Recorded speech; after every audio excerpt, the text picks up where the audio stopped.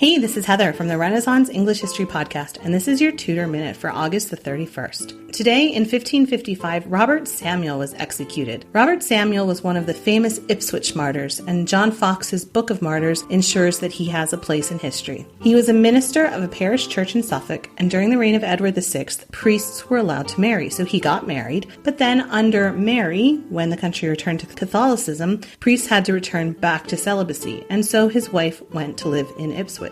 Still, he was marked as a reformer, and he attracted attention for that. He was removed from his post, but he kept visiting Protestant members of his flock and performing services for them. Spies were sent after him and trapped him while he was visiting his wife in Ipswich. His wife's house was surrounded, and he was dragged out and taken to jail in the middle of the night. There were other Protestants in jail with him, and Robert wrote letters to his flock urging them to keep their spirits up as he was. He was transferred to Norwich, to the prison in Norwich Castle for inquisition by the Bishop Dr. Hopton, who was famous for having reclaimed several heretics. He was tortured with great cruelty.